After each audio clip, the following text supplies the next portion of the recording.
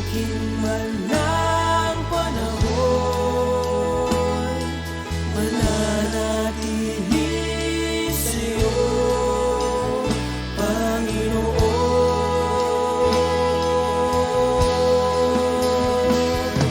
Walang alinlangang maglilingkod, walang pangambang sa'yo ay susunod.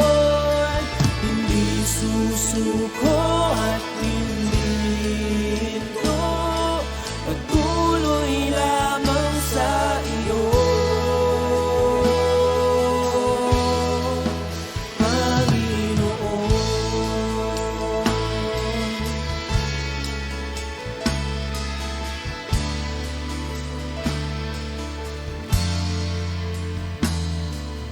Ikaw ang aking paglilingkuran, kahit saan dalhin.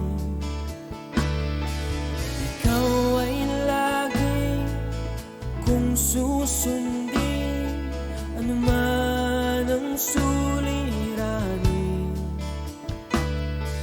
Lahat ay aking kakayanin, pagkat ikaw ay kapiling.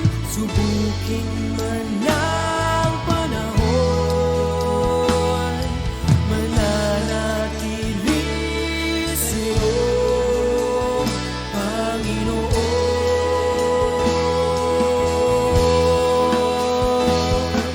Walang alinlangang maglilingkod, walang pangambang sa'yo ay susunod. Hindi susuko at hindi hinto, patuloy lamang sa iyo. Walang alinlangang maglilingkod, walang pangambang sa'yo ay susunod. Hindi susuko at hindi hinto, patuloy lamang sa iyo, hanggang dulo. Mananatili anumang hamon, ikaw pa rin ang Panginoon. Tatapusin ang takbuhin sa kaharian mo'y ika'y makapiling.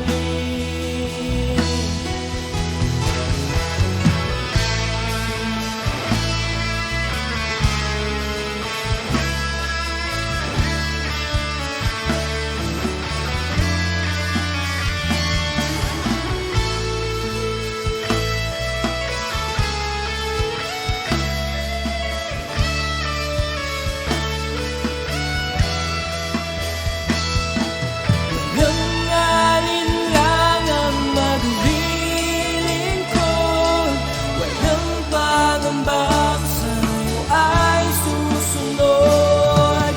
Hindi susuko at hindi hinto, patuloy lamang sa iyo. Walang alinlangang maglilingkod, walang pangambang sa'yo ay susunod. Hindi susuko at hindi.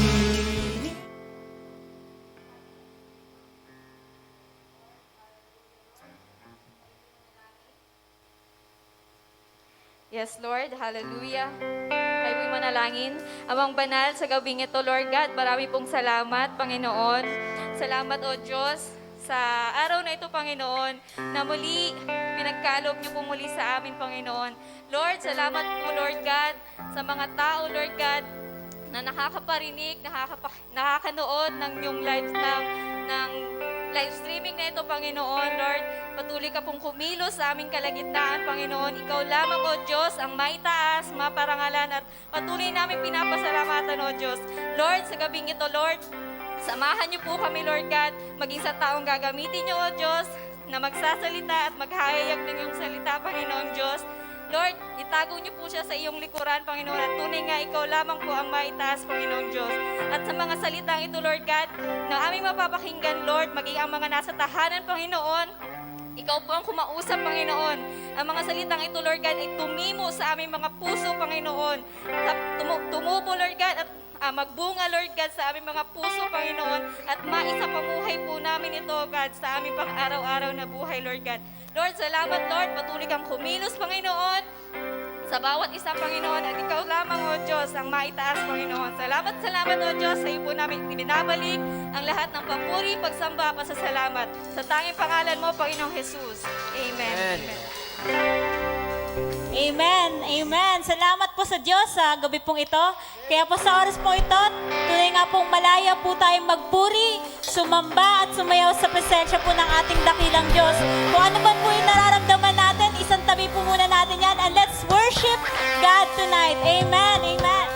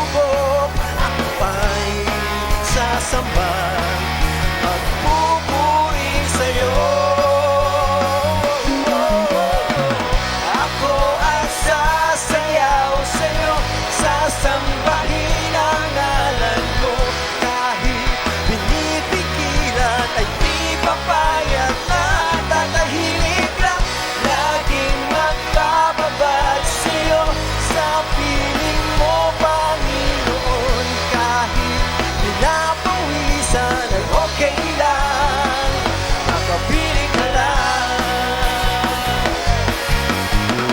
Ako ay sasayaw sa'yo, sasambahin ang ngalan mo. Kahit binibigilan ay di papayag na tatahimik lang. Laging magbababag sa'yo, sa piling mo, Panginoon. Kahit pinapawisan ay okay lang, makapiling ka lang. Ay okay lang, makapiling ka lang. Okay lang, makapiling ka lang. Oh, purihin ka, sambahin ka. Ikaw ang aming kagalakan. Purihin ang ngalan mo. Oh yes. Panginoon, patuloy kaming magbibigay ng papuri sa iyo, Panginoon. At patuloy naming sasabihin kung gaano ka kabuti sa aming mga buhay.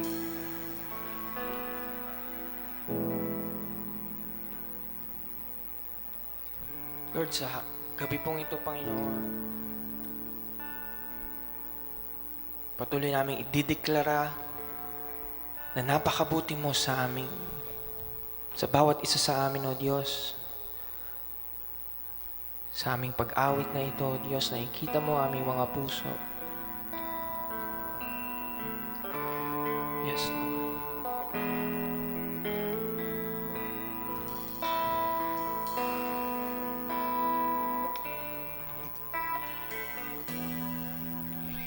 O Diyos, sa kabutihan mo,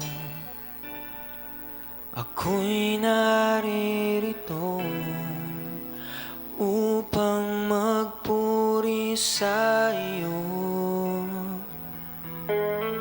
O Diyos, sa kabanalan mo,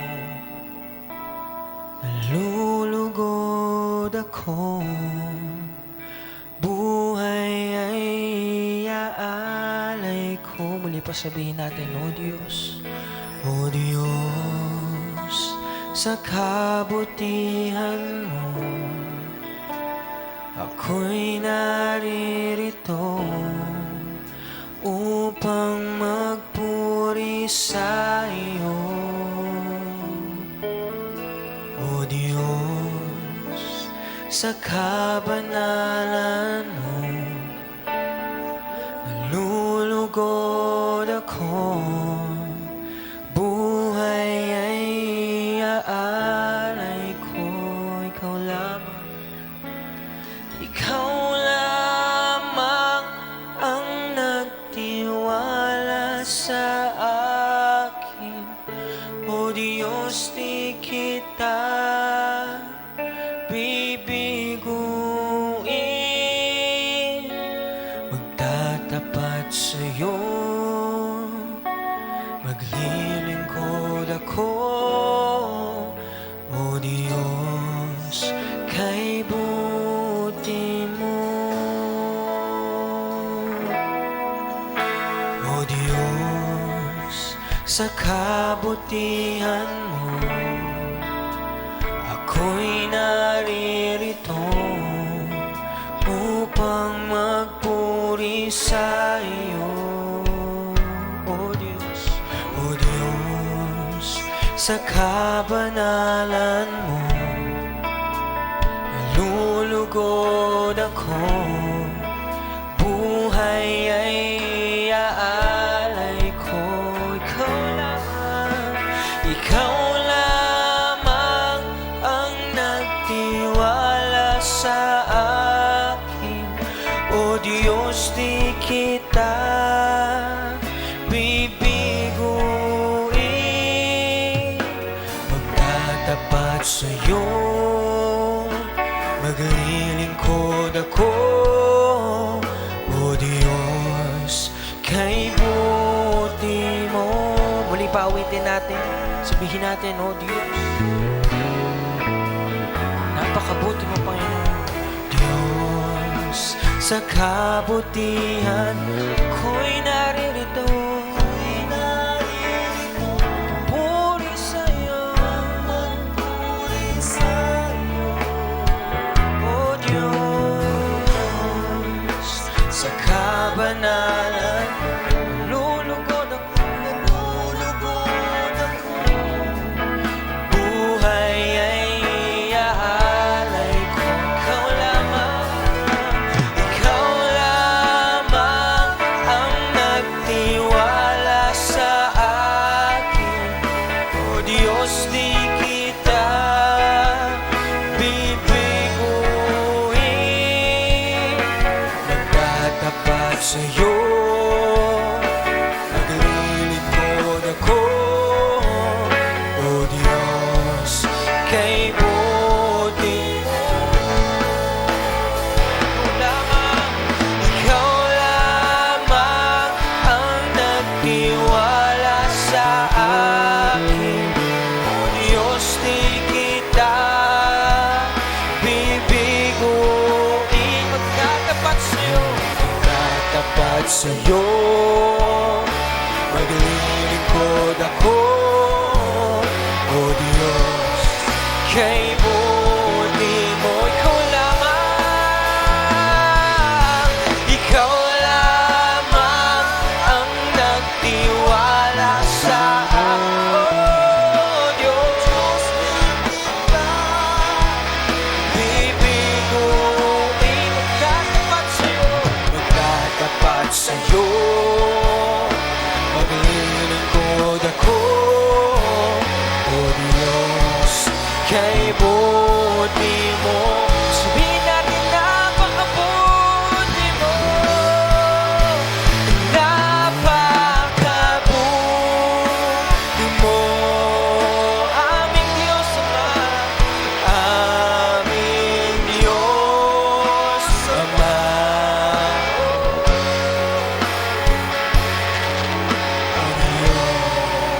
Nilikhay, luluwalhatin ka.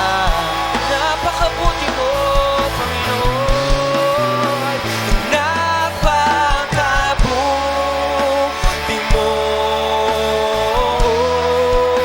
Hindi ka nagbabago.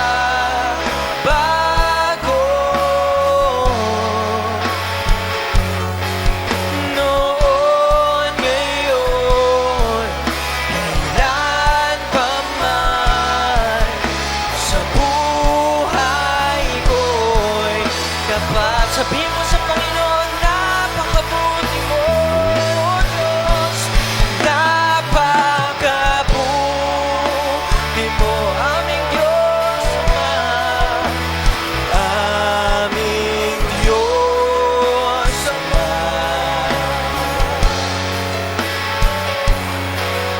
Ang iyong nilikhay, luluwalhatin ka.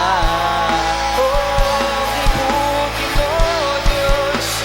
Napakabuti mo. Hindi ka nagbabago.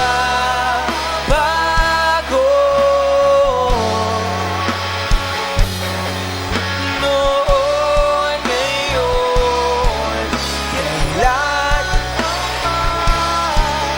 sa buhay ko'y dapat. Muli pa sabihin natin, napakabuti mo, hindi ka nagbabago. Napakabuti, hindi ka nagbabago, Diyos. Hindi ka nagbabago.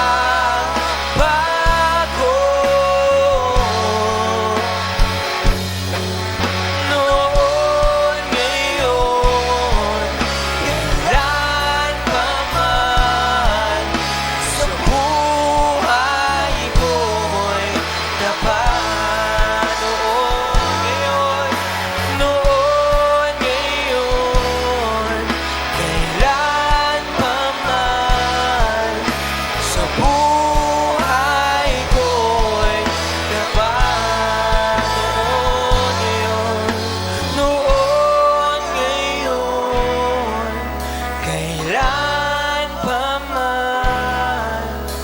sa buhay ko'y tapat.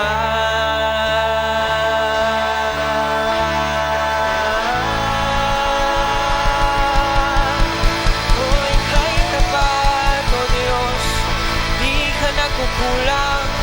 Napakabuti mo sa bawat isa, O Diyos. Salamat, salamat, salamat. Purihin ka, sambahin ka. Oh, yes, Jesus. Panginoon, maraming salamat sa gabi pong ito, Lord God, na muli kami merong pagkakataon, O Diyos, sa gabi pong ito, Lord God, na humarap sa iyong trono, magbigay papuri, magbigay pagsamba, Panginoon. Lord God, tunay nga na we will declare, lagi naming sasabihin, Panginoon, kung gaano kakabuti sa aming mga buhay. Lord, hindi namin makakalimutan, hindi namin maiisa sa walang bahala, Panginoon, ng mga ginagawa mo sa aming mga buhay, O Diyos.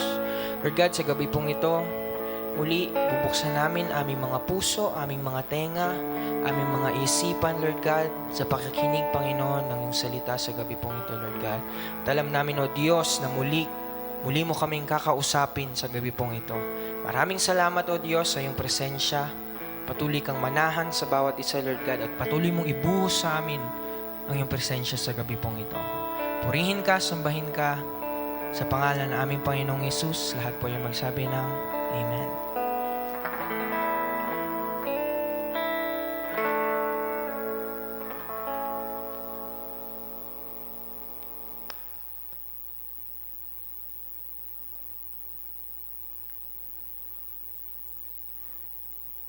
Amen. Mapagpalang gabi po sa bawat isa.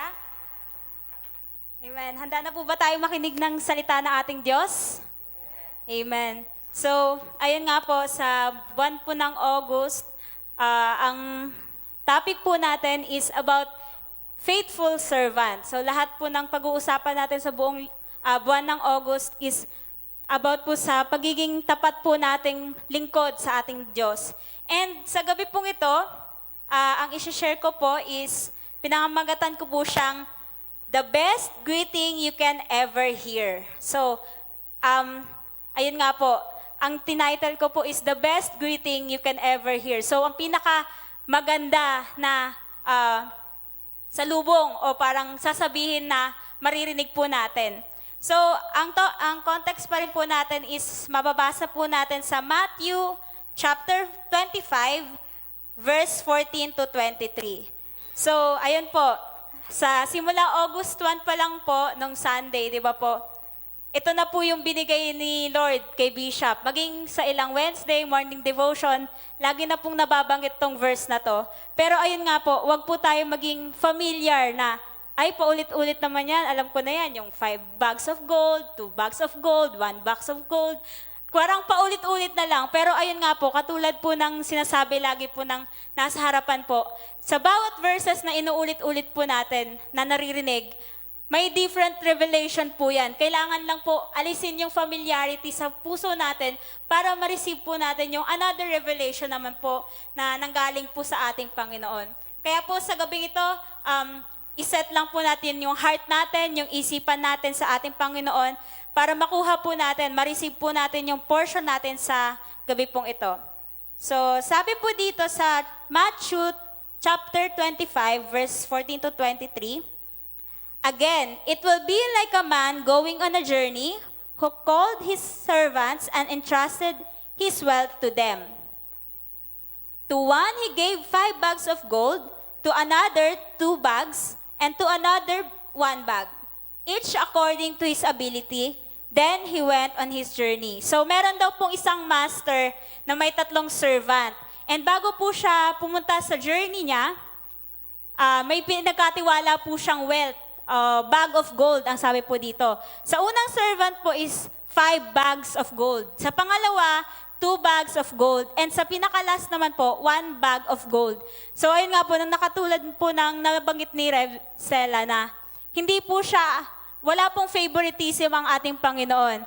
Kumbaga lahat yon according to their ability. Binigyan sila ng Panginoon ng talents na yon, nung bag of gold na yon, according to their ability. Sabi po dito sa verse 16, the man who had received 5 bags of gold went at once and put his money to work and gained 5 bags more. So ang ginawa po agad ni first servant is ininvest niya po agad yung 5 bags of gold, and ang naging resulta po, nag-double po yung bags of gold niya, naging 10 na po. So also the one with 2 bags of gold gained 2 more. So ganun din pong ginawa ni servant number 2. Nag-invest po agad siya, and ang resulta, naging 4 po yung binigay po sa kanya. But the man who had received one bag went off, dug a hole in the ground, and hid his master's money. So ang ginawa nung servant number 3, different po sa dalawa. Ang ginawa niya po, naghukay po siya at binaon niya po yung bag of gold na binigay po sa kanya ng master niya. 19, after a long time, the master of those servants returned and settled accounts with them. So after a long time po, dumating na po yung master nila. The man who had received 5 bags of gold brought the other 5. Master, he said, you entrusted me with 5 bags of gold. See, I have gained 5 more. So, nung dumating daw po ang master nila, lumapit po agad ang servant number 1 at binigay niya po, binalik niya po yung bag of gold na binigay sa kanya and yung resulta ng investment niya na another 5 bags of gold. 21, his master replied, well done, good and faithful servant. You have been faithful with a few things. I will put you in charge of many things. Come and share your master's happiness. The man with 2 bags of gold also came. Master, he said, you entrusted me with 2 bags of gold. See, I have gained 2 more. So, ganun din ang ginawa ni servant number 2. Binigay niya din yung binigay sa kanya and yung nag-gain niya na another 2 bags. His master replied, well done, good and faithful servant. You have been faithful with a few things. I will put you in charge of many things. Come and share your master's happiness. So, same po sila nang na-receive na papuri sa master nila. So, sa verse po na to, ayun po, hindi naman po natin mailalayo sa buhay po natin. Yung master na tinutukoy dito is si Jesus. And bawat isa po sa atin, may binigay po na, may tinalaga po ang ating Panginoon na work or assignment po sa atin. And ayun nga po, habang hindi pa po dumadating si Jesus Christ, habang hindi pa po nangyayari yung second coming, yun nga po, maging katulad po tayo netong dalawang to, yung first servant and second servant, na ginawa po nila yung kailangan po nilang gawin. Kaya po, sa atin po na habang, ayun nga po, hindi pa dumadating ang Panginoon, pero katulad ng sinasabi po nila, di ba po, madami ng signs na dadating na po ang ating Panginoon. And ayun nga po, dadating, ang question po doon, marireceive po ba natin o maririnig po ba natin yung greetings na to na, well done, good and faithful servant? So kung nais po natin na marinig po to, tignan po natin yung buhay ng dalawang servant dito. Pero ayun nga po, meron po tayong 5 words na pag-aaralan. Amen. Sino po ba ang gustong makarinig netong well done, good and faithful servant? Amen. Lahat po tayo, lahat pangarap natin yan. Prayer natin na marinig natin sa bibig ng ating Panginoon face to face. And dito po sa 5 words na to, itong well done, good, faithful and servant, dito po natin himay-himayin kung ano po ba yung dapat natin gawin para ma-receive natin tong sentence na to, na marinig natin sa ating Panginoon. So, the first word. So, ayun nga po, itong 5 word na to, tignan natin kung ito ba'y nagagawa na natin o hindi pa. And let's adjust. Kumbaga kung ano yung maririnig natin na hindi pa natin ginagawa, gawin natin sa sarili natin. And ayun nga po, gawin natin to in order to please our Master, our Jesus. So the number 1 word na pag-aaralan po natin is the word done. Ayan. Sabi po dito sa verse 16 ng Matthew 25, sabi po dito, 16 to 17, the man who had received 5 bags of gold went at once and put his money to work and gained 5 bags more. So also, the one with 2 bags of gold gained 2 more. So, number 1 po is done o gawa. So, itong dalawang servant po na to, nung binigay po sa kanila ng master nila, yung 2 bags and 5 bags of gold, alam po nila agad ang gagawin. They understood na nung binigay sa kanila ng Panginoon yung bags na yon, they have to invest it and dapat lumago po yun. So, they understood, ganun din po sa buhay natin. We have to understood na ang Panginoon, gusto niya na magtrabaho tayo sa Kanya habang nandito po tayo sa mundong to.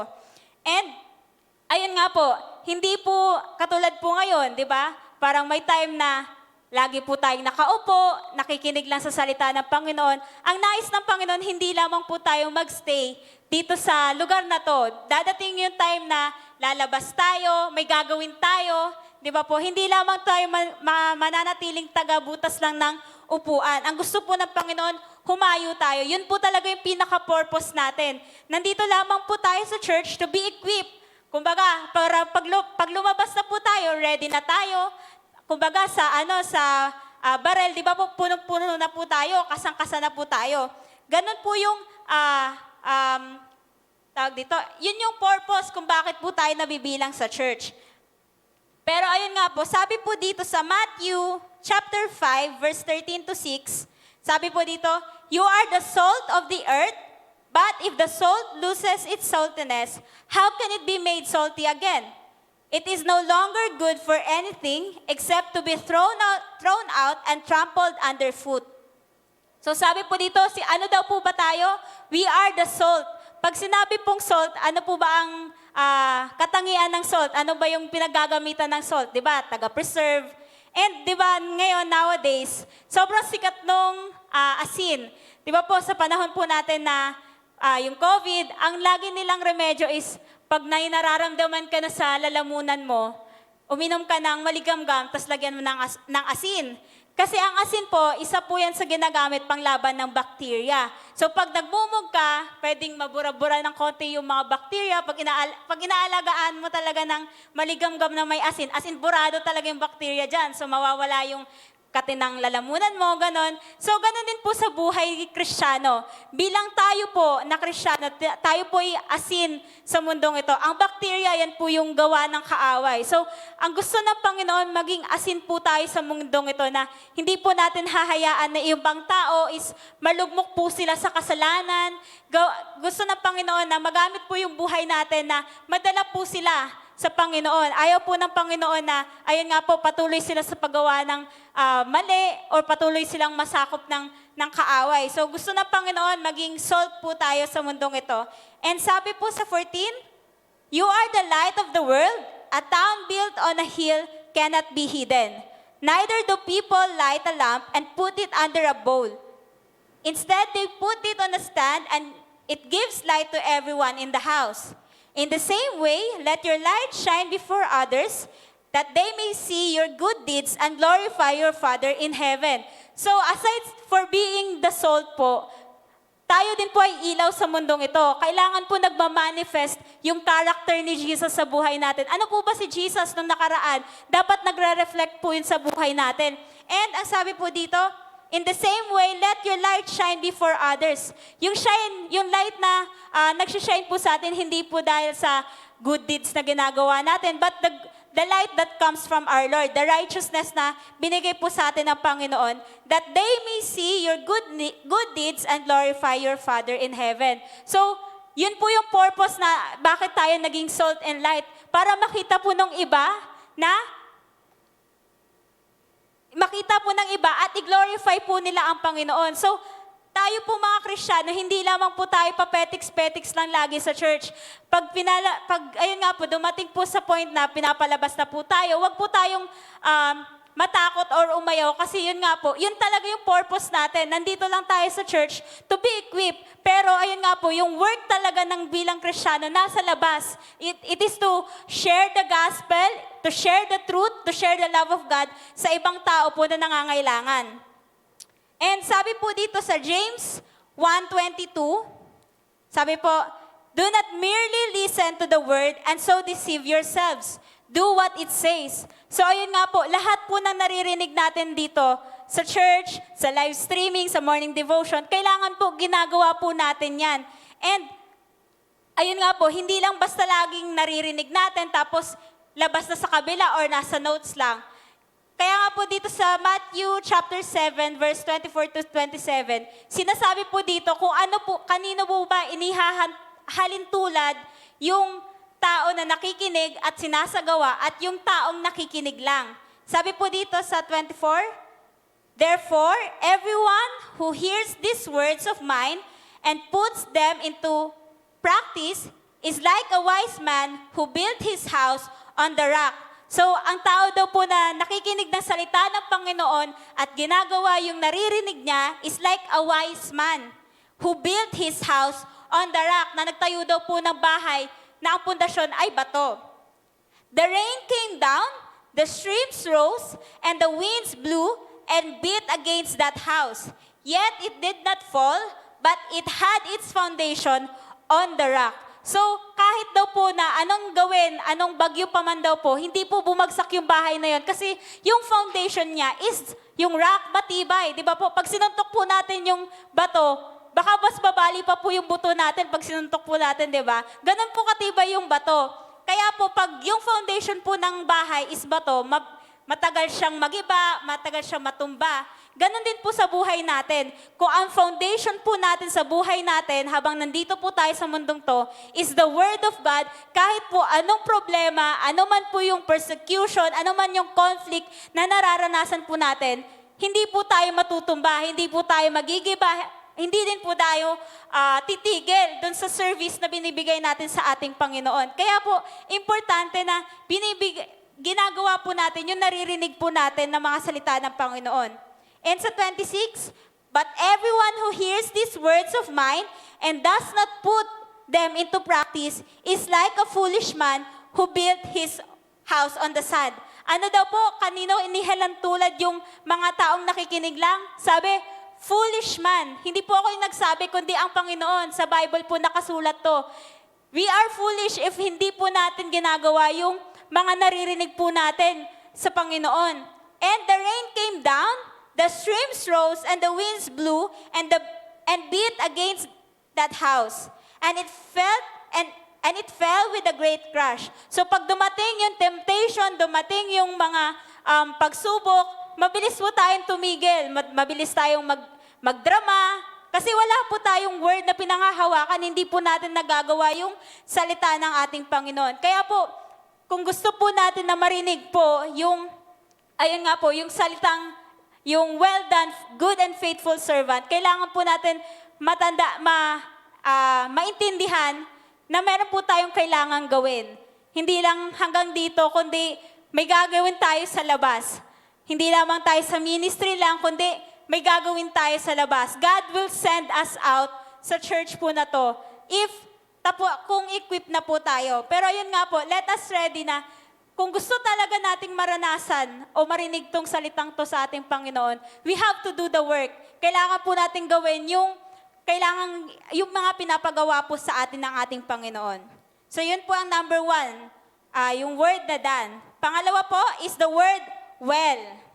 So well means skillfully, fine, good, excellent, and best. So ang word po na to, kumbaga sinasabi po yan, ang ibig sabihin po is, gumagawa ka daw po skillfully, o yung ginagawa mo daw is maganda, okay, o ginagawa mo yung best mo.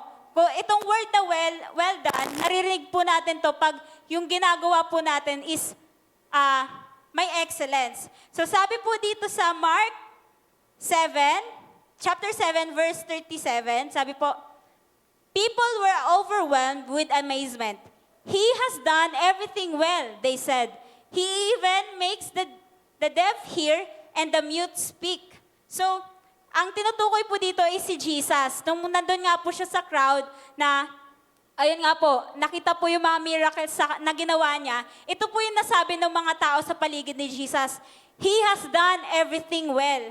So si Jesus po, nung nandito po siya sa mundong to, nung may pinagawa po sa kanya ang Panginoon, He has done everything well. Lahat po ng ginawa niya, binigay niya po yung best niya, nandun yung excellence sa ginagawa po ng Panginoon.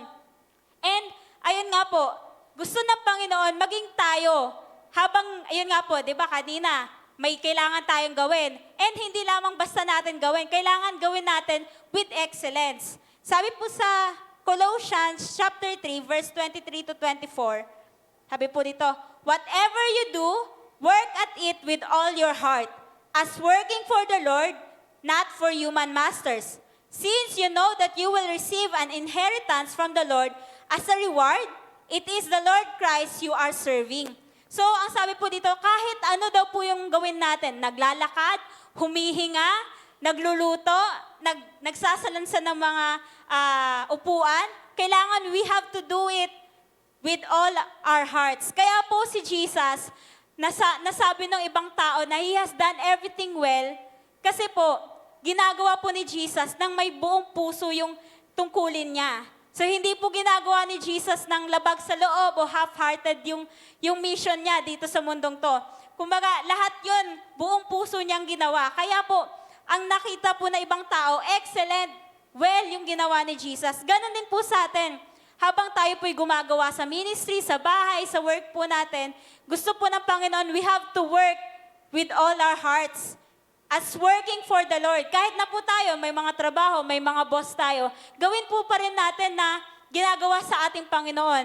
Bakit po? Kasi ang difference po kasi ng pag nagsaserve ka ng human master, pag may mga bagay ka na nagagawa pero hindi niya napapansin.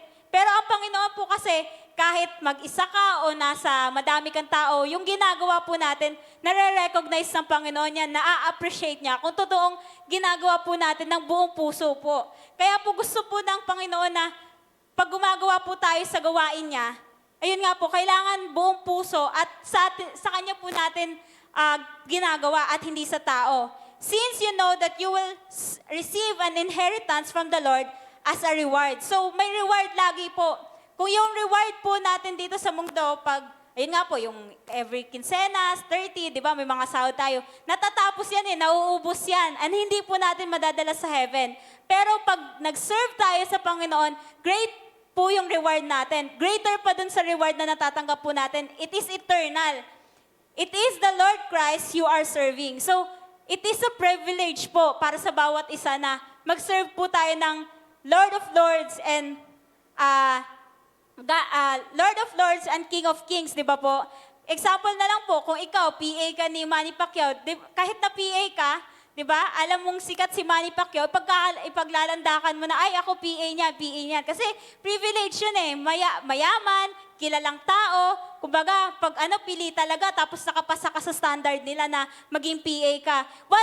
What more kung, di ba, sa Panginoon pa na ikaw yung ginawang servant ng Panginoon. Diba, grabing privilege po yun sa bawat isa na matawag pong servant ng ating Panginoon. Amen po? Amen. So, sabi po dito sa Psalms 139 verse 14, I praise you because I am fearfully and wonderfully made. Your works are wonderful. I know that full well. So, from the beginning po, nung ginawa po tayo ng Panginoon, di ba? Ginawa po tayo ng Panginoon with excellence. He did well sa paghulma po sa atin. Kasi kung hindi po, kung bara-bara lang po na gumawa ang Panginoon o naghulma, imagine na natin, yung mata natin nasa batok. Tapos yung tenga natin nasa pisngi. Tapos yung kilay natin nasa baba. Tignan niyo naman po yung katabi niyo. Di ba po, parang, imagine niyo, ganun yung itsura. Di ba parang hindi siya maganda. Kasi yun nga, bara-bara. Pero kung titignan po natin ang ating sarili, mga katabi natin, nandito yung tenga, nandito yung baba, nandito yung buhok, nandito yung ilong. Di ba? Ang ganda tignan. Kasi nga po, ang Panginoon, He did everything well, with excellence. Ganun po mag-value ang Panginoon ng excellence. Kasi nga po, when there is excellence, maganda yung resulta. Nagiging maganda. Makikita mo agad yung resulta kung maganda ba kung binigay niya ba yung best niya. Example na lang po, sa mga nanay, pag yung mga anak nila, pinahugas nila ng plato, tas yung bata nagdadabog, hindi niya gusto, syempre, ang gagawin ng bata, dahil hindi niya gusto yung ginagawa niya, kuskus lang, kuskus. Tas pag chinek niya ng nanay, malalaman niya kung totoo ba talaga na ginawa niya na yun, ngayon ng buong puso, pag yung kutsara na yun, puno ng kanin-kanin, or ma-oily pa yung Tupperware, may best ba doon? Di ba? Hindi po. So, malalaman po agad natin kung talagang binibigay natin yung best natin, kung yung resulta po is maganda, kung well po ba, kung pleasing po ba siya. And, ayun nga po, ang Panginoon po mismo, hindi siya mediocre God. Ano po ba yung mediocre God? Yung moderate lang, yung hindi, ang ugali ng Panginoon, hindi, ayaw niya sa mga, okay na yan, pwede na yan. Yun nga po, ayaw ng Panginoon ng ganon. Maging sa ministry po natin, example, dito sa worship team, na parang isang pasada lang, tapos mali-mali pa yung chords, may mga hindi pa tapos sasabihin natin na, okay na yan, pwede na yan, bukas na ulit yan. Diba? Hindi po napiplease ang Panginoon sa ganon. Kasi mismo siya, gusto niya, mismo ang ating Panginoon, excellent siya. Gusto niya din yung maging mga servant niya, yung mga anak niya, gusto niya excellent din kung gumawa sa kingdom niya. And ito pa, isa pa pong remarkable tong taong to sa Bible, na yun nga po, na kahit ilang palit na po ng king, lagi po siyang hinahanap. Tignan po natin kung bakit. Sabi po dito sa Daniel chapter 6 verse 3. Then, this Daniel distinguished himself above the governors and satraps because an excellent spirit was in him. Ano daw po meron sa kanya? An excellent spirit. And the king gave thought to setting him over the whole realm. So, di ba po, kahit napakasimple mong tao, si Daniel, kahit napakasimple niyang tao, kahit yung mga kalaban niya is governors, mga satraps, o mga pariseo pa yan, kahit gano'n kakasimple, pag nandun yung excellence mo, marirecognize ka. Kaya nga po katulad dito sa verse na to, kahit po ilang kings na yung pumalit, kahit ayun nga po, kahit ano pa pong generation yung dumating, laging si Daniel po yung pinipili kasi meron po siyang excellent spirit. Lagi niyang ginagawa yung work niya with excellence, binibigay niya yung best niya para sa Panginoon. Ayun nga po, kaya siya may gantong spirit po kasi ginagawa niya po para sa Panginoon at hindi dito sa mga kings na to or para ma-please niya yung nasa paligid niya. Gusto niya, kumbaga, ginawa niya lahat to dahil gusto niya ma-please ang Panginoon. Kaya po katulad ni Daniel, let's have an excellent spirit po. Na kahit saan po tayo magpunta, marirecognize po talaga tayo. Kasi ayun nga po, lahat ng gagawin natin will be well.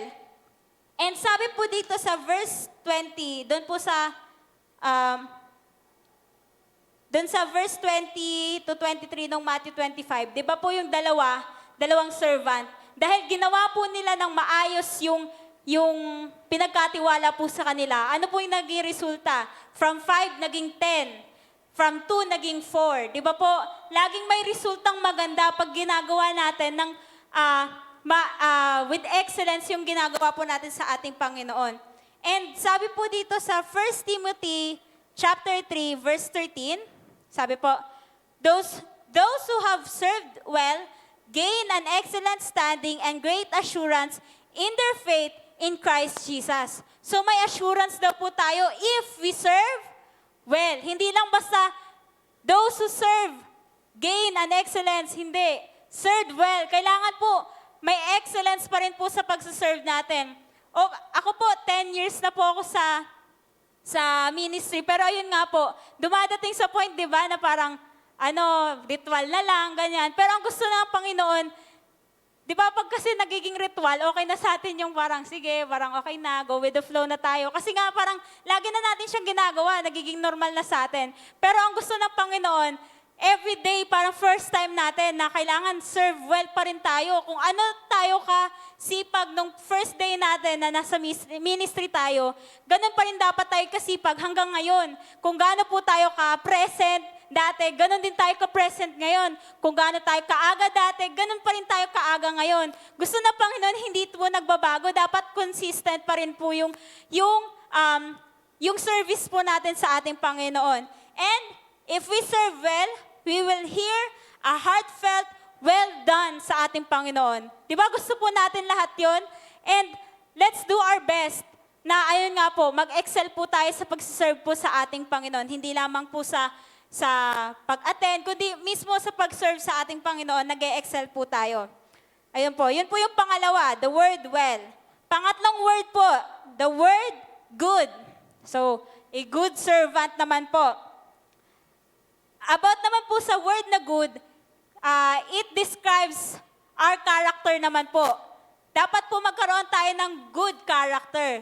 So, ano ba yung character? Yun po yung pag-uugali ng isang tao, the way siya mag-isip, the way siya makaramdam. Ganun po yung character ng tao. And para sa Panginoon, napaka-importante po ng character sa Kanya. So ayaw po ng Panginoon na, ayun nga po, yung parang hypocrite tayo sa harapan niya. Sabi nga po dito sa Titus chapter 1 verse 16, sabi po dito, they claim to know God, but their actions, they deny Him. They are detestable, disobedient, and unfit for doing anything good. So ayaw po ng Panginoon na hypocrite po tayo sa harapan niya na, ayun nga po, nandito tayo sa church, Lord, I believe in you, Lord, I will obey you. Pero pag dumating na po yung time na binigyan na po na tayo ng task ng Panginoon, Lord, ayoko. Di ba? Parang salungat po dun sa sinabi po natin sa Panginoon, sa actions po natin. So ayaw po ng Panginoon na yun. Ayaw po niya na, ayun nga po, na parang kung ano yung sinabi po natin sa Kanya, dapat yun din po yung nagiging actions po natin. Kung ano yung sineshare natin, sinasabi natin sa iba, dapat isinasapamuhay po natin. And ayun nga po, gusto po ng Panginoon na i-practice po natin yung good character or godly character 24/7, hindi lamang po dito sa church. Meron nga po akong narinig dati na kwento na parang pag dito sa church, natutumba dahil sa Holy Spirit, ganyan. Tapos paglabas, natutumba din. Kaso, yun nga, tumba dahil sa alak.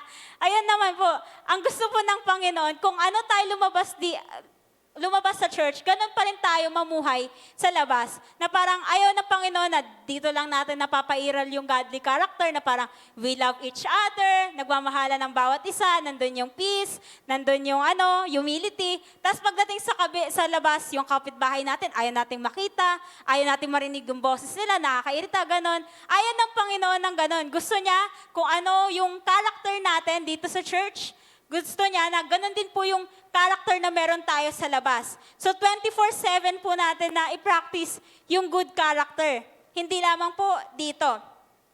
And sabi nga po dito sa sa 1 Timothy chapter 3 verse 2-7, medyo mahaba po siya.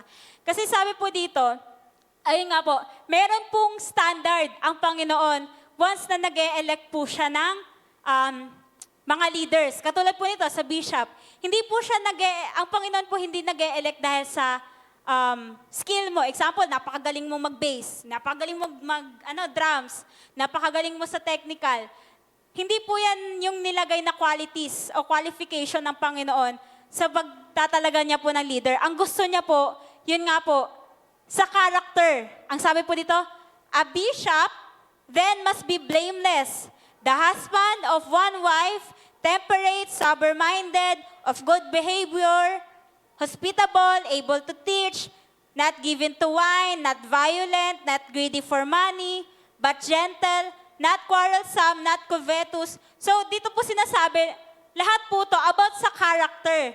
And ganun din po, hindi lamang po sa mga bishops, pati po sa mga leaders, meron din pong standard or qualifications sa Panginoon pagdating sa pag-e-elect po ng mga leaders. Sabi po dito sa Exodus chapter 18, verse 20-21, teach them God's decrees and give them His instructions. Show them how to conduct their lives, but select from all the people some capable, honest men who fear God and hate bribes. Appoint them as leaders over groups of 1,150 and 10. So ito pong kaganapan po dito, ito po yung time na sobrang nai-stress na po si Moses kasi ang dami nga pong problema sa Israelites. And yung father-in-law niya po, nakita niya po na, ayun nga po, parang napapagod na si Moses sa sobrang dami ng Israelites. And ito po yung naging advice niya na, ayun nga po, mag-elect si Moses ng mga leaders for 1,150 at 10. Pero hindi po sinabi ng father-in-law ni Moses dito na basta lang siya mag-select ng leaders. Ang sabi, honest men who fear God and hate bribes. So about character pa rin po yung qualification. Hindi po sinabi dito yung matangkad, yung maputi, yung magaling mag-gitara, yung magaling mag-technical. Hindi po nilagay doon. Ang gusto pa rin ng Panginoon, character. Kaya po, hindi po madali na, ayun po, para mag-elect lang tayo ng magiging leader sa ministry dahil nakita lang natin na siya lagi ang present, pero bagsak naman sa character dahil siya lang ang meron tayo, wala nang iba, siya na lang isi-select natin pero bagsak sa character. Hindi po ganon. Gusto ng Panginoon na, ayun nga po, magkaroon ng good character. Maging sa member po, dito nga po sa worship team po natin, yun nga po, nagkaroon nga po ng one-on-one lagi pag pumupunta dito sa worship team. Kasi, ayun nga po, hindi po madali na maging member ka ng worship team kasi may mga kailangan baklasin. Yung will mo, may dadating talaga na tatanggalin yung will natin. Kaya from the start pa lang, bago ka pumasok, talagang one-on-one ka na ni Pastor Alvi para, ayun nga po, yung will po natin ma-break and yung good character is mabuo po sa buhay natin. Kasi once na pumasok ka sa ministry, meron ka ng leader, meron ka ng susundin. Hindi ka lang basta gagawa, hindi ka lang basta magdedesisyon, kailangan mo nang sumunod, kailangan mong magsabi, di ba? Meron kang leader sa'yo, may taong kailangan mag-decide para sa'yo.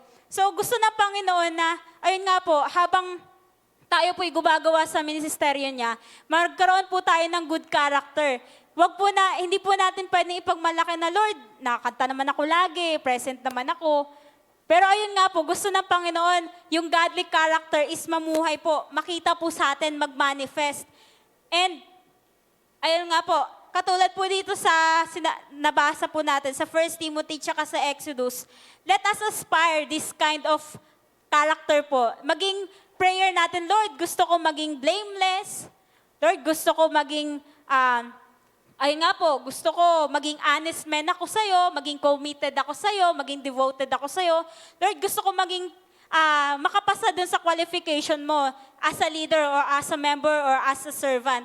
Maging prayer natin to na, ayun nga po, Lord, gusto ko yung character na to para ma-please kita. So, ganun po yung kailangan natin gawin in order for us to receive or to hear this greeting. Kailangan po, ma-practice natin yung good character, hindi lamang sa church, kundi sa work, maging sa bahay, at kung saan man po tayo, kahit nasa jeep, let's practice good character po. Kahit na binabangga ka na, good character pa rin po. Kahit na iniinis ka na, good character pa rin po ay ipakita natin. Let the character of God manifest po sa buhay natin. Number 4 po, na pang-apat na salita is the word faithful. So ano po ba yung faithful? Nung tinignan ko po yung other meaning or other words for faithfulness po or faithful, sabi po dito, steadfast, loyal, constant, dedicated, devoted, steady, commitment, and submission. So ang word faithfulness, ang dami niya, ang lawak niya po na salita. Kaya parang hindi lamang siya isang word. Kumbaga, ayun nga po, ang faithfulness, ibig sabihin nun, devoted ka. Ibig sabihin nun, dedicated, constant, hindi nagbabago. Steady, commitment, and submission. Nandun yung submission pag totoong faithful ka. So, ayun nga po, tayo po na nandito na may mga ministry na po, hindi po tayo nag-commit sa mga leaders natin or kay Bishop. Pumasok tayo sa ministry dahil nag-commit po tayo sa ating Panginoon. Amen po ba? Amen. So, kahit po anong mangyari sa ministry, kung ano man yung problema natin sa personal, hindi po maaapektuhan yung sa church natin kasi may commitment po tayo sa Panginoon. Yun yung pagiging faithful sa ating Panginoon na, ayun nga po, sa ministry na meron tayo, dapat committed tayo na kahit may samaan kayo ng loob ni leader, may samaan kayo ng loob ni member, hindi ka aalis dun sa ministry na yon kasi hindi ka naman committed sa kanya dun sa leader mo or dun sa kasama mo Committed ka sa Panginoon. So kung ikaw umalis ka dahil nagkasanggaan lang kayo ni brother ni sister, umalis ka kaagad dun sa ministry na pinagkatiwala sa'yo ng Panginoon. Di ba? Hindi tayo sa Panginoon, ay sa leader natin ng commitment, kundi sa ating Panginoon. Kasi sa Kanya po tayo first na nag-commit, hindi po sa ating leader. So, ang ating Panginoon, di ba po, He is faithful sa simula pa lang hanggang ngayon. And He wants us to be faithful also. Gusto niya na, yun nga po, sa ministry na meron tayo, or sa mga bagay na pinagkakatiwala po sa atin ng Panginoon, gusto niya na makita niya tayong tapat. Di ba po? Sabi nga po sa 1 Corinthians chapter 4, verse 2, Now it is required that those who have been given a trust must prove faithful. So lahat po tayo, binigyan po tayo ng Panginoon ng pinagkatiwalaan po tayo ng Panginoon. And gusto ng Panginoon, masumpungan niya po tayong tapat. Amen? Ano lang po, testimony lang po, kasi kahit ako, na-witness ko po. Di ba po dati sa live streaming, yung unang-unang araw po, ay unang-unang gabi, na nag-live streaming po tayo nung sikat na po yung quarantine, bawal lumabas. Di ba po, sino po nakapansin ng setup natin? Yung nakatagilid, sobrang labo. Tapos nung una nga, akala nga namin maganda yung tugtugan dito. Tapos nung pinakinggan namin yung live, sabog-sabog, walang maintindihan. Di ba parang, nung una nga kami nagre-review nun, parang ang pangit ng kinalabasan. Pero ayun nga po, nung katagalan, laging po sinasabi sa amin ni Pastor Alvi, maging tapat lang tayo, and the Lord will entrust us with greater things. So kami naman sa live streaming, ginagawa namin, naghahanap kami ng mga bagay na pwedeng i-maximize yung gamit namin. So, ayun, nag-level up. And ayun nga, nanatili lang kaming tapat, hindi kami nagreklamo na, ay, ganito, kulang yung gamit, ayoko na nga lang dito sa live streaming, gano'n. Wala pong lumabas sa amin na gano'n. So, ang ginawa namin, sige, maximize. Hanggang sa dumating po na may nag-sponsor po ng mga gamit namin, may nagbigay, nag-provide ang Lord na magkaroon ng sariling phone, kasi dati nangihiram lang kami. Minsan, na parang sobrang labo pa ng camera. Pero ayun nga, kung titignan natin ngayon, yung live streaming, di ba po, ang ganda na. Kasi nga po, ayun nga po, pinakita sa akin ng Lord kung gaano ka-importante yung maging tapat ka sa maliit. Kasi nga po, di ba, example sa pera, pag may 50 pesos ka, tapos hindi mo na kayang tipirin yan, paano pa yung 50,000? Hindi mo din kayang tipirin yan. Pero kung sa 50 pesos pa lang, natuto ka na tipirin yan, kayang-kaya mo ding tipirin yung 50,000 na yun. So, ganun din po sa buhay natin, na pag nakita ng Panginoon na, ay, maliit pa lang na pagkakatiwalaan na to si ganto, si ganyan, si brother, si sister, sure to na magiging tapat pa rin siya sa pag malaki na yung binigay ko sa kanya or pagkakatiwala ko sa kanya. Gusto ng Panginoon na, ayun nga po, makita po yung attitude na ganun sa atin na kahit maliit lang yung meron tayo, kahit kakaunti, maging faithful pa rin tayo. And ganun din po sa service na binibigay natin sa ating Panginoon. Example po ngayon, nagwawalis ka, Monday, Wednesday, Friday, Sunday, nagwawalis ka, nagmamap ka mag-isa, di ba? Hindi ka man nakikita ni leader, ni bishop, pero nakikita ka ng Panginoon.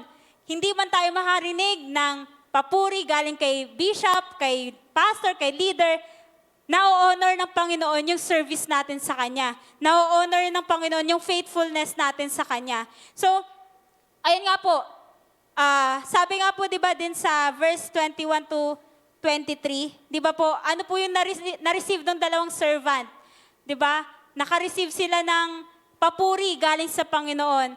If tayo yung nandun sa pwesto ng dalawang servant and nasarapan na natin ang ating Panginoon, di ba, ang sarap sa feeling na parang worth it lahat ng ginawa natin. Na ayun nga po, na kahit walang nakapansin, naging faithful pa rin tayo. Kaya in the end, naka-receive po tayo ng papuri sa ating Panginoon. And yung papuri na nanggagaling sa ating Panginoon po, it is greater than sa mga tao. Kung ano man yung papuri na, kung gaano man tayo kagalak na naririnig yung papuri ng ibang tao, what more, di ba, kung sa Panginoon pa natin marinig, talagang mas fulfilling siya para sa sarili po natin o sa puso po natin. Yun po yung pang-apat. Last po na word is the word servant. So, nabanggit nga po ni Rev Stella yung word na bond servant. So, sa Bible po kasi, meron pong dalawang types of servant. Yun nga po, yung servant na may master din, pero ayun nga, sinasahuran siya, binibigyan siya ng pera. Pero ang word na bond servant, ang ibig sabihin po ng bond servant is a slave, bond in service without wages. Or a willing slave. Sabi nga po ni Rev Stella na nakaraan. So, ano daw po ang bond servant? Isang slave, a willing slave na nagbibigay ng service sa kanyang master without wages. Di ba po? Meron nga po tayo, di ba, sa mundo na to na parang may mga reklamo yung mga nagtatrabaho na parang ang daming pinapagawa pero ang baba naman ng sahod. Parang ang daming binibigay sa'yo, pinapasakop sa'yo, pero ang baba ng sahod. Pero ayun nga po, dito sa bondservant po, gusto po ng Panginoon na, ayun nga po, maging willing tayo na maging servant niya. Hindi dahil maraming blessing or dahil may LG, maging bondservant tayo dahil ayun nga po, gusto natin mag-serve sa Panginoon. Hindi natin nagiging motivation yung may ibibigay na blessing, may ipapadalang blessing ang Panginoon. Kasi yun nga po, ang pagiging servant ng Panginoon, lagi talagang may blessing na, ano yan, pag nagsiserve ka sa Panginoon, may kalakip lagi na blessing yan. Pero ayun nga, hindi natin maging motivation na dahil may blessing, kaya magiging bondservant ako ng Panginoon. Kundi dahil gusto ko mag-serve sa Panginoon, it is a privilege na maging servant ng Panginoon, kaya tayo nagsiserve. So, a bondservant has no will of his own, no purpose on his own, and no plan on his own. So wala na po tayong karapatan sa sarili natin, wala na po tayong plano para sa sarili natin. So lahat po yun nasa master na po natin. Ano po ba yung sabi sa Matthew chapter 25, 1 Corinthians. 1 Corinthians chapter 6 verse 19 to 20. Sabi po dito, do you not know that your bodies are temples of the Holy Spirit, who is in you, whom you have received from God? You are not on your own. So, nung time po na niredeem po tayo ng Panginoon, hindi na po natin buhay to. Buhay na po ng Panginoon. Itong katawan na to, hindi na po sa atin to, kundi sa Panginoon. You were bought at a price, therefore honor with God with your bodies. So, lahat na po ng will na meron tong flesh na to, kailangan po ialis na po natin. Kasi, hindi na po natin pag-aari yung sarili natin, kundi sa Panginoon na po, we are to honor God and glorify God with our bodies, with our lives. So, itong gagawin po natin sa buhay natin, sa katawan pong ito, hindi na po dahil gusto natin, kundi gusto po ng ating Panginoon. Gusto po ng Panginoon na, ayun nga po, alisin na po natin yung will natin sa sarili, kundi yung will na po ng Panginoon, yung maghari po sa atin. So, katulad po nila nila Peter, di ba po, nung time na ang sabi po ng Panginoon sa kanila, sabi po dito sa Matthew chapter 4 verse 19 to 20, sabi po ni Jesus, come, follow me, Jesus said, and I will send you out to fish for people. At once, they left their nets and followed him. So ano po yung sinabi ni Jesus kila Peter nung nakita po nilang umahon, di ba po? Ang sabi ni Jesus, come, follow me. And ano po yung naging response po agad nung nila Peter po that time? At once, they left their nets. Ano po ba yung symbolize ng nets na yun? Yun po yung trabaho nila Peter. Yun po yung way of living nila Peter. So kung binaba nila yung way of living na yun, ano yung papakain nila sa pamilya nila? Ano yung papakain nila sa sarili nila? Diba? Pero anong sabi po dito? At once, they left their nets. Nung sinabi ng Panginoon na come and follow me, maging servant ko kayo, agad-agad po sumunod sila Peter. Hindi po sila nagreklamo, hindi sila nagsabi na, Lord, wait lang, mag-ipon muna ako bago ako mag-serve sa'yo. Or, Lord, wait lang, hindi ko kayang i-let go yung work ko kasi ito yung way of living ko ganon. Pero ayun nga po, being God's servant will cost us. Meron lagi pong kalakip yung pagiging servant ng Panginoon. Ano po yung mga kalakip? Example na lang, pag Sunday, di ba? Ang ibang tao, sinasabi nila family day, rest day, pero saan po tayo mga anak ng Diyos? Nandun tayo sa Parañaque, sa Sagana, di ba? May mga service pa rin tayong ginagawa. So, yung mga bagay na, tawag dito, parang, hindi na natin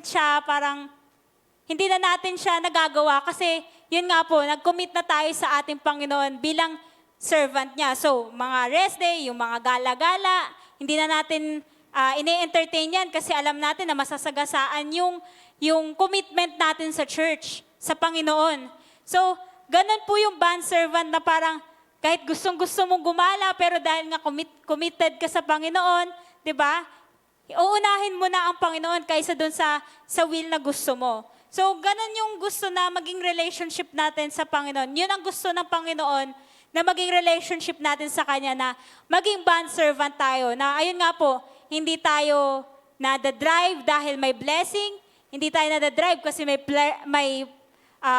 praise tayo o papuri na maririnig sa leaders natin, kundi madrive tayo dahil ayun nga, gusto nating mag-serve sa ating Panginoon. So, sa limang words po na to, di ba po, gustong-gusto natin na marinig yung well done, good and faithful servant. Pero may kailangan po tayong gawin and medyo mahirap siya. Kasi di ba, nandito po tayo sa mundong to na ang daming temptation, na parang ang daming trials, ang daming conflicts, ang daming mga bagay na makakasagasa ng will natin, ng mga gusto natin.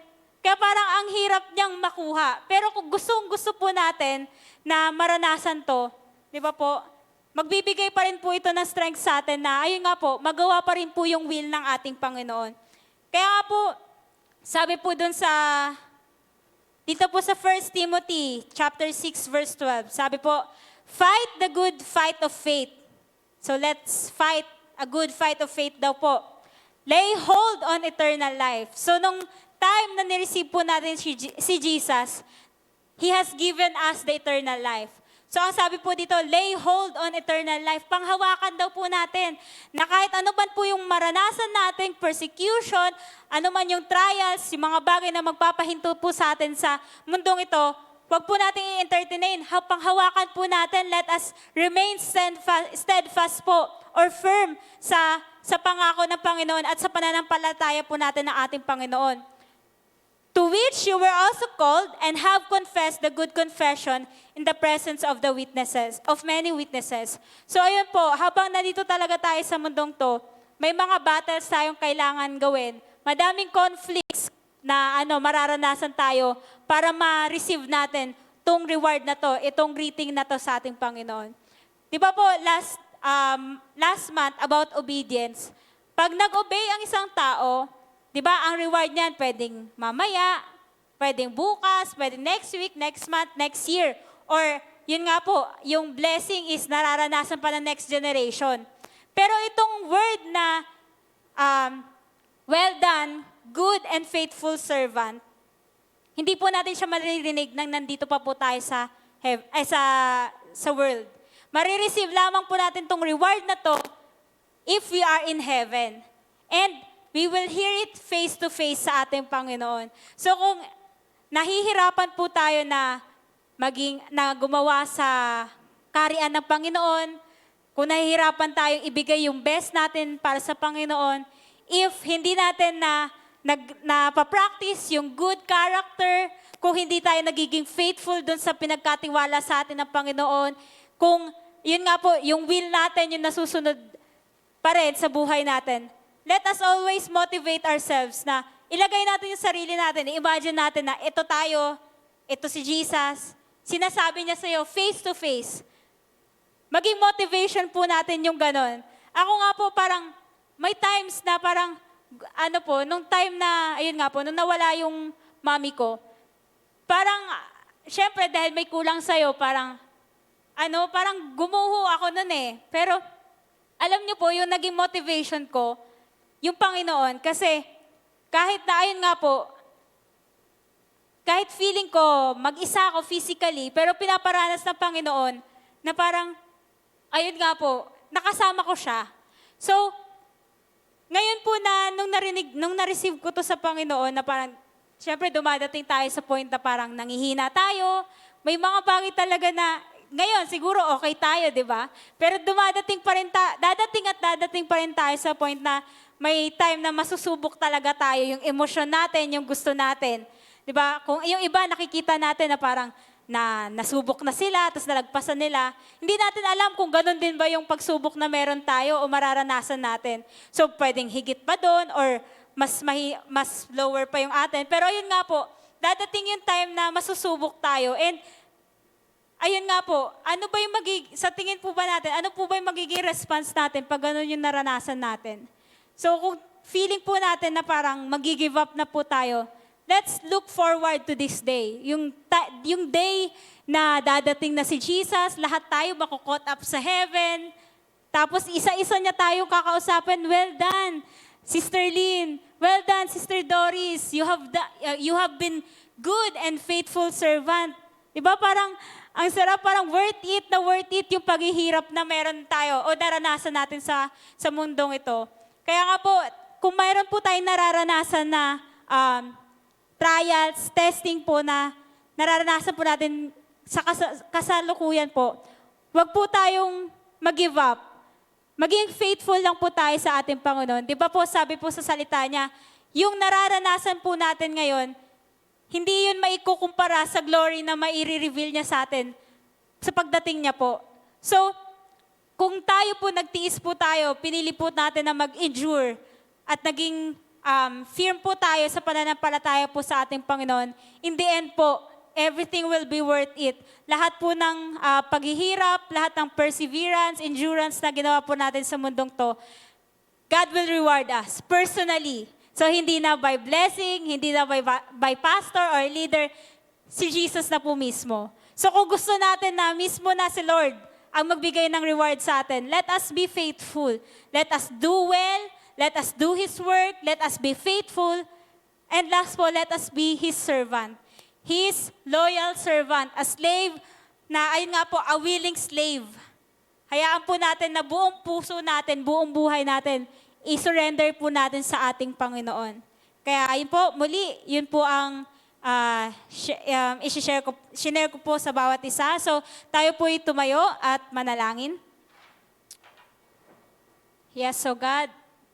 Hallelujah, hallelujah. Yes, so God. Salamat, O God, sa gabi pong ito, God. Salamat po sa iyong salita na napagbulayan na, O God, ng bawat isa, Lord. Lord, sa 5 words na to, Lord, tunay nga, O God, nakita namin, Panginoon, ang mga bagay na kulang kami, mga bagay, Panginoon, na hindi pa sapat, Panginoon. Lord, tunay nga, O God, lumalapit kami sa iyong harapan, Panginoon. Lord, patawarin niyo po ang bawat isa, O God, kung may mga inaatang ka, Panginoon, sa bawat isa, O God, na hindi namin ginawa ng buong puso, Panginoon. Patawarin niyo po, Panginoon, ang bawat isa, O God. Patawarin niyo po kami, Panginoon, kung hindi kami naging good and faithful servants harapan mo, O God. Lord, patawarin niyo po kami, O God, kung dumadating sa point, O God, na yung will pa rin po namin, Panginoon, ang nananaig, Lord. Lord, tunay nga, O God, sa gabi pong ito, O God, we surrender, O God, our lives to you, O God. Lord, we surrender our hearts, our minds, our lives, O God, sa iyo, O God. Tunay nga, Panginoon, take over, Lord. Katulad nga po na yung salita, O God, we are not on our own, Lord. Tunay nga, O God, we declare, O God, na ikaw po ang Diyos. Ikaw po, Panginoon, ang tunay nga, Panginoon, ang maghari sa aming buhay, O God. Lord, tunay nga, O God, break every will na, O God, na namumuo sa aming mga puso, O God. And Lord, mold, O God, yung will na nanggagaling sa iyo, Panginoon. Yung will na gusto mo, O God, na gawin namin, O God. Lord, tunay nga, O God, sa gabi pong ito, O God, sa salita po na aming narinig, O God. Lord, hayaan niyo po, O God, na hindi lamang kami basta tagapakinig, O God, kundi, O God, gawin namin lahat na narinig namin sa gabing ito, O God. Today nga, O God, tulungan niyo po kami, Holy Spirit, to be faithful, to be good, to be the salt and light, O God, in this world. Lord, we cannot do it, O God, on our own, O God. O God, we need your Spirit, we need your strength, O God, na, O God, magampanan namin lahat, Panginoon, ang nais mo, Panginoon. And Lord, today nga, O God, continue to give us the strength, O God, na, O God, to endure every trials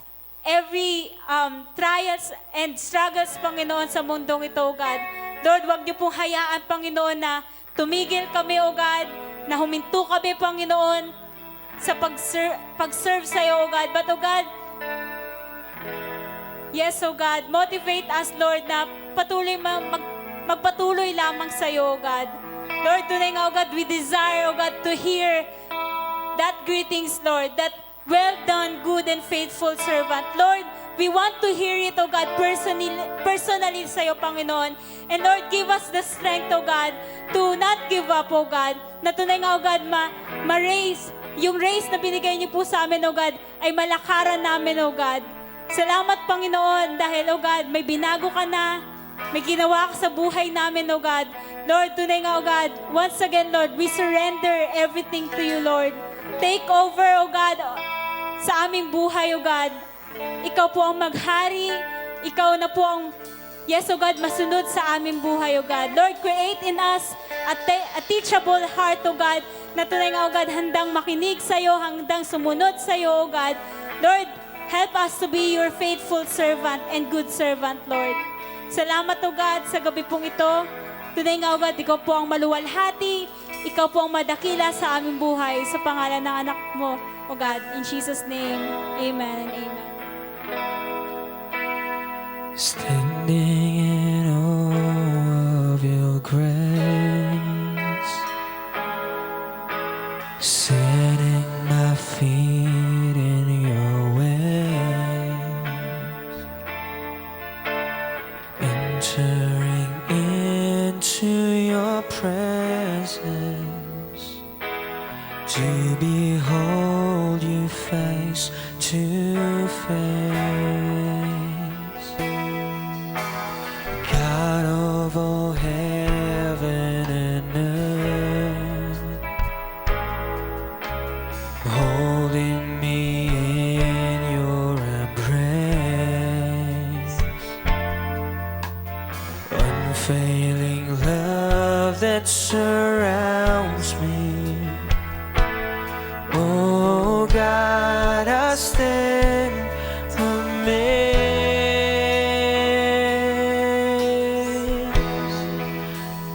Jesus, my Lord, you're the love of my life. Wherever you go, wanna be by your side. No longer I, but Christ living in me, serving you for all eternity. Set on you in this race that I've run. No longer my ways, let your will be done. Make me a servant, my heart's ever true, clinging to the cross, I'll follow you. Follow you.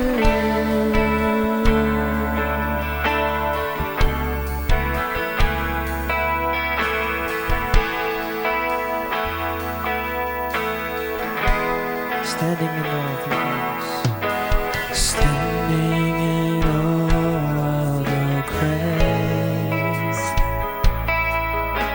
setting my feet in your ways,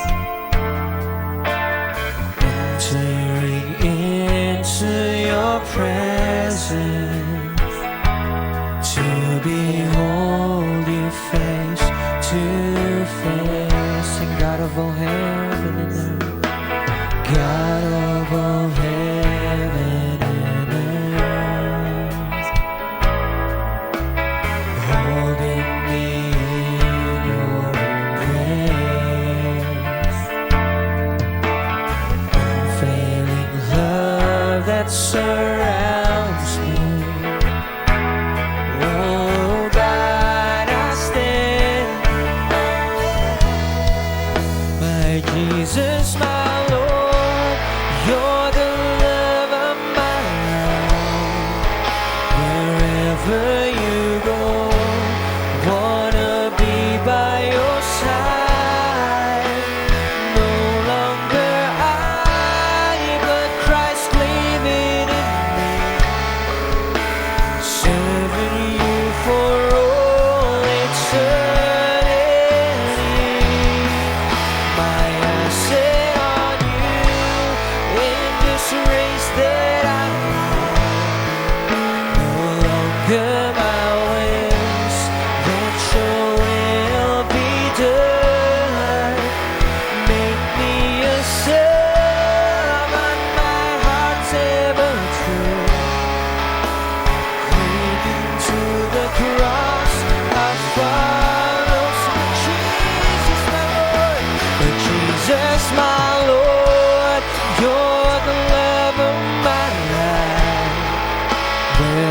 wherever you go. Wanna be by your side. No longer I, but Christ living in me. Serving you for all eternity. I set you, I set on you in this race that I run. No longer my ways, let your will be done. Make me a servant, my heart's ever true. Clinging to the cross, I'll follow you. I'll follow you.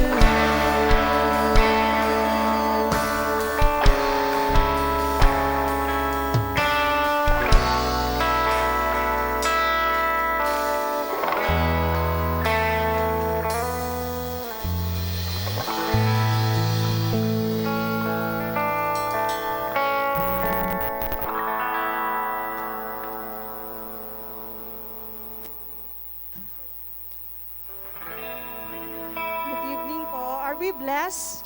Amen. Thank you, Lord. Thank you, Lord Jesus God, sa salita mo ngayong gabi. So, dadako po tayo sa offering po natin ngayon. So, ang binigay sa akin ni Lord, talagang itong word na po ito, na verse po ito, galing po sa Mark, Mark chapter 12, verse 41 to 44. So, ang sabi po dito, now Jesus sat opposite to the treasury and saw how the people put money into the treasury. And many who were rich put in much. Then one poor widow came and threw it 2 mites, which makes a quadrans. So he called his disciples to himself and said to them, assuredly, I say to you that this poor widow has put in more than all those who has given to the treasury. For they all put in out of their abundance, but she out of her poverty put in all she had, her whole livelihood. So talagang itong verse na to, itong chapter na po ito, talagang nagrema. Kasi nga po, parang, just come to think of it, like, can you just imagine if Jesus sat in a collection box, di ba? Kung si Jesus na umupo sa collection box po natin at tumitingin po sa mga kapatiran po natin na kung sino yung nagbibigay. Hindi siya tumitingin sa mga tao na yung rich people na ang laki ng binibigay. So, ang nagrema sa kanya, ang nakita niya is yung poor widow na binibigay niya, yung parang inano ng poor widow na kahit wala, kahit yun lang yung pera niya, binigay pa rin niya. Kasi nga, sa salita po natin ngayon, sa tema po natin ngayon is faith. Faithful. So hindi siya nag-hesitance, yung widow, na magbibigay sa kanyang pera kung ano lang meron siya, na talagang, come to think of it na, yun lang yung pera na parang gagamitin pa niya for food siguro or something like that. And then, hindi siya nag-hesitant because yung faith niya kay Lord na si Lord yung magbibigay sa akin. Si Lord yung magbibigay sa akin ng lahat ng kailangan ko. He will send the people that to provide me for everything what I need. So, ako konting testimony lang. Kasi nagtatrabaho ako bilang isang JO sa government. Tapos yung sahod ko is 6,000 lang siya. Tapos nung nag-usap kami ni Rev, kasi dati si Rev, nung tumira pa sa dati nilang tinitirhan, pag tuwing umaalis po sila, tinatawagan niya ako para samahan si nanay. Tapos si nanay, sabi ni nanay sa akin, saan ka nakatira? Sabi ko naman, sa church po. Siya, ang laki pala ng bahay mo. Iko, opo, ang laki po ng bahay ko. Tapos, siya, libre ka lahat. Iko, opo, libre po ako lahat. So, nag-compute kami ni Rev. Kinumpute namin yung 6,000 ko na salary. Tapos, babawasan ko pa ng 10%, so magiging 5,400 na lang siya. So, every week, magpapadala ako sa mama ko ng 1,000. So, can you just imagine for 1 month, so, every week, magpapadala ako ng 1,000 sa kanya. So, nagiging 4,000 na lang siya. So, 4,000, so 1,400 na lang matitira. So, magbabayad pa ako ng electricity, ng tubig pa nila, tapos yung internet pa. So, parang, can you just imagine yan? Kung hindi ako nagiging faithful kay Lord na magbibigay sa tithes na what's right for Jesus, what's right for God na kumbaga hindi ka maghesitan. So si Lord talaga, can you just imagine, so 6,000 ko, nagig 5,400 na lang. Hindi ko siya ma-imagine na saan ako naghuhugot ng pera na pambabayad dun sa kulang sa salary ko, sa income. So si Lord na po yung na-provide. So we are going to stop worrying for our monthly bills. So let's just give it back to God. What's for God? Di ba po? So, ang sarap po sabihin po, yung sa sinabi po sa turo po ngayon ni Pastor Mariel na, ang sarap sabihin po, na sabihan tayo ng Panginoon na, well done, good and faithful servant. Di ba po? Ang sarap pakinggan kung magiging faithful po tayo sa tithes and offering po natin. So, let's just get back what is right for God. So kaya ginawa po, hindi aksidente po na ginawa ng Panginoon na tinawag yung kamay po natin na para mag-receive po sa blessings niya po ng left and right. Di ba po? Can you just imagine po na, isipin niyo po, bakit tinawag siya left and right yung kamay po natin upang po ma-receive po natin yung mga blessings ni God? Because the right hand, we're going to give the right for Jesus, the right for God. Ang hinihingi niya lang po is 10% lamang po. Pero mas maganda po kung more than 10% po ibibigay natin sa Kanya. Ang ibabalik po natin sa Kanya. And the left is, we're going to spend the left what we have. So let's give it back to God. What's the right for God? Okay? Thank you, Lord Jesus, Lord God. Let's pray. Lord, thank you, Jesus, Lord God. Thank you, God. Thank you, Jesus. We are here tonight to give it back what is right for you, Lord Jesus. We thank you for your love. We thank you for your kindness. We thank you for your blessings that you're given to us, O Lord. Lord, we thank you also, Lord Jesus, Lord God, sa mga blessing pa na darating, Lord, na you're going to pour out to Jesus, Lord God. We thank you, Lord Jesus, God. We thank you, Lord Jesus, oh Lord, hallelujah, Lord Jesus, God. Hallelujah, Lord Jesus, God. Hallelujah. Thank you, Lord. Thank you, Jesus. We ask this and we pray in Jesus' name. Amen.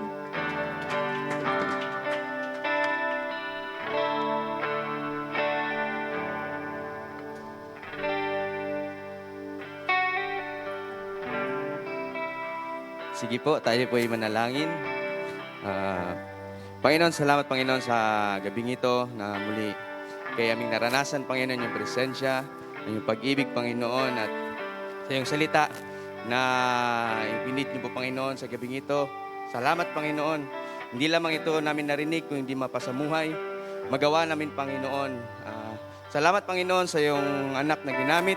Patuloy niyo po siya, Panginoon, pagpalain. Panginoon, bigyan mo pa siya ng kaunawaan, Panginoon. Yung word, Panginoon, ay ibigay niyo po sa kanya upang maihayag sa bawat isa sa amin, Lord God. Salamat, Panginoon. Pagpalain niyo po ang bawat isa na nandito, Panginoon, na kami po ay uuwi. Nabitbit ang iyong presensya, ang iyong pagmamahal, Panginoon. Salamat maging sa mga taong nanonood, Panginoon, ng live streaming. Patuloy niyo pong iparanas sa kanila, Panginoon, kung ano man pong yung kanilang pangangailangan sa araw-araw, Lord God. Salamat, Panginoon, sa iyong pinakamataas na papurit, pagsamba sa pangalan ni Jesus at magsabi ng Amen. Amen.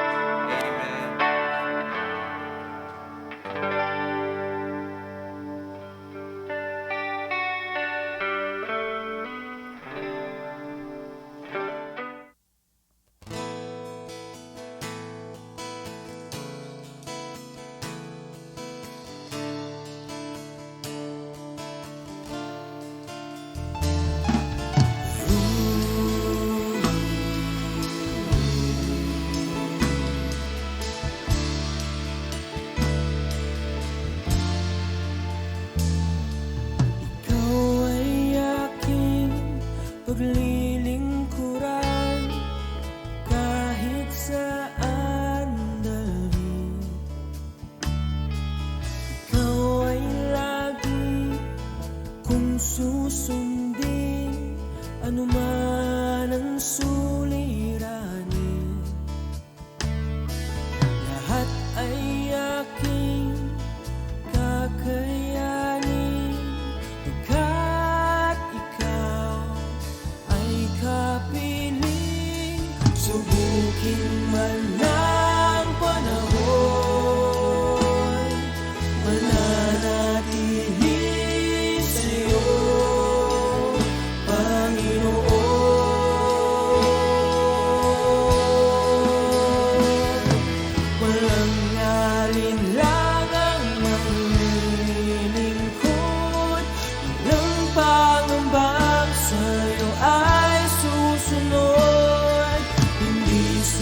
puso ko